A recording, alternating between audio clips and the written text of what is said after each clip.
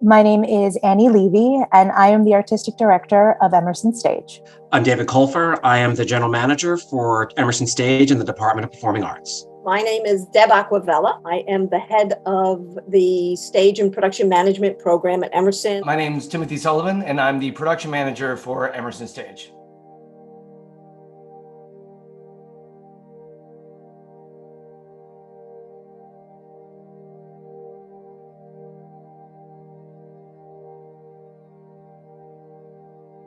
Our 2020-2021 season was, what are you working to build?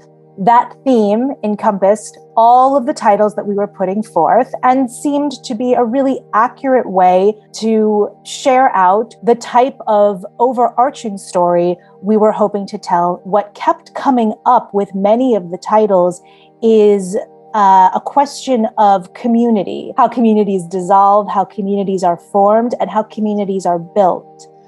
And that idea of building, that active process that we're all taking part in the creation of something, that resonated quite strongly as we ask ourselves with anything we do as theater makers is, what are we working towards? What are we working to build? My first thoughts when we sort of realized the extent of the pandemic and what COVID was going to do were actually informed by what was happening in the theater industry worldwide, which we are training for in the program, but we're also became very immediately affected and impacted by it. In other words, what was happening to them was happening to us. So while that is not great consolation, it actually sort of felt like we were part of something bigger than ourselves, and we could actually look to the profession for sort of what they were going to do. We could actually experiment and try and fail and try and fail and maybe succeed. We actually have the luxury, and I would argue the responsibility as an educational institution, to create new ways of doing things. As I thought about that, it created not only meaning and value for our production season, but also possibly expands the footprint of what live performance might mean, not just for Emerson or Emerson Stage or Emerson College, but for the performing arts industry together. So one of the first things we had to do was figure out how to take these designs for the 4 shows, scene design, prop design, costume design, lighting design, sound design. How do we then make this in a new medium to be in transmedia? And because we'd never done it before, and no one really on our team had done it before, advisors, staff, and students, we had a lot of meetings, a lot of meetings throughout the summer, and well, actually starting in the spring into the summer to figure out exactly what that would be.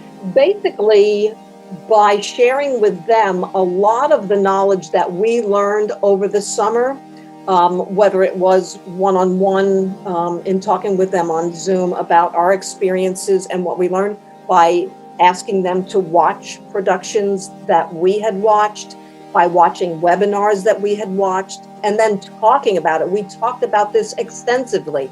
We would meet periodically to discuss what we were doing, what the plans that Emerson Stage was beginning to develop.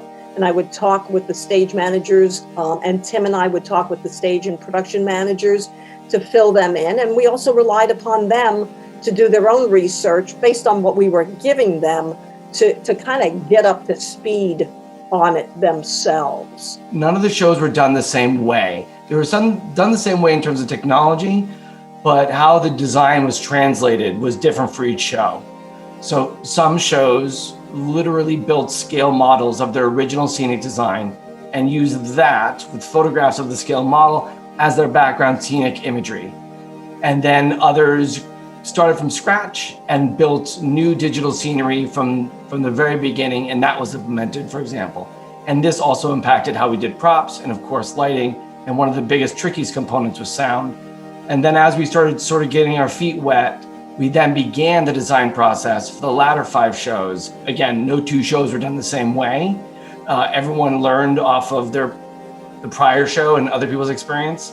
And so it was a big adventure every time we tackled a show. So it came from all directions in that regard. We were going into it together, and I have to say that was a real bonding experience for me, and I hope them, that we were both going in at the same pace, the same level, with the same lack of knowledge, basically, and sussing it out and learning together on how to do this.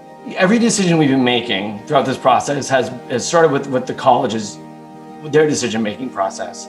And as the college rolled out their plan and what they were going to be doing and what was going to be allowed and not allowed based on the state's guidelines and the national guidelines, we then had to figure out what we were going to do.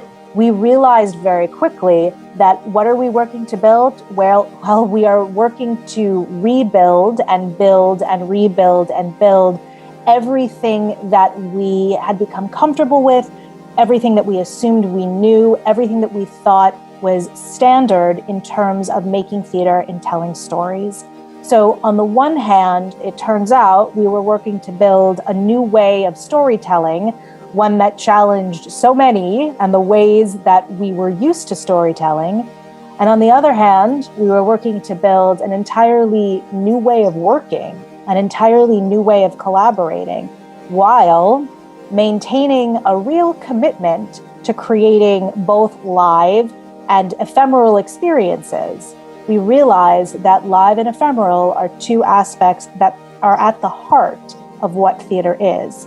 So we were looking for a way of maintaining those goals while revisiting how we do what we do, both in terms of telling stories and collaborating to tell stories. There was a lot of fear and a hesitancy on this, but I also know there was a commitment. The alternative was to read about all of this and not do it, and that's not what art makers do, right? We create, we do things. I don't want to dismiss the scholarship of art making. It's very important, but the practice of art making is really where scholarship gets tested, verified, proven, or disproven. At the pinnacle of what an academic institution is supposed to be, experiment, fail, try. I really do think that's what we did this year, and it's really, I think, very much in line with what this college asks of us and what we demand of the college as well. And it's moved the entire narrative, entire sort of evolution of Emerson College forward. What they were learning and what we were talking about in class that they went and put into practice in the evenings in rehearsals or in the technical rehearsals was worth so much, you know?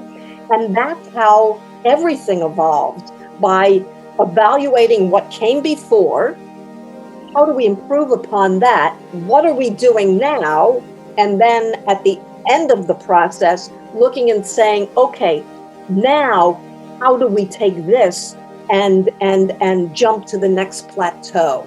And sincerely, the students helping each other through this. You know, we're a tight community, and everybody is so willing to help. One of the key elements of the success of all these projects and this season is how much help we got from other departments on campus, from MTP to IT and VMA. We really, really reached out because we needed their help. And every single time when I felt confident they were going to say no, they said yes. Wherever we land in the future, or whatever anybody's future is going to be in this field, they will be able to take this experience and apply it and know that they can do anything because they have, even when they don't know what it is, because they have. I hope people feel, and I include the faculty, the staff, all the students, the guest artists, and the audiences who witnessed all of this, should feel able and strong and committed to their work in ways that will make them do things that they never thought they could do before. It changes the expectation of what good collaboration can look like. And hopefully it leads to more equity and more opportunity in the future, when just because you can't be in a certain physical place at a certain time, you can still be part of the conversation. Because that's what collaboration is, the belief that nothing really of value happens until everyone is in the room. If this is a way to bring everyone in the room, then I hope we move forward with it. I really want to say how proud I am of the students, because they were so generous. They were so willing and able and not complaining. They worked so hard, and without them, we could not have done this.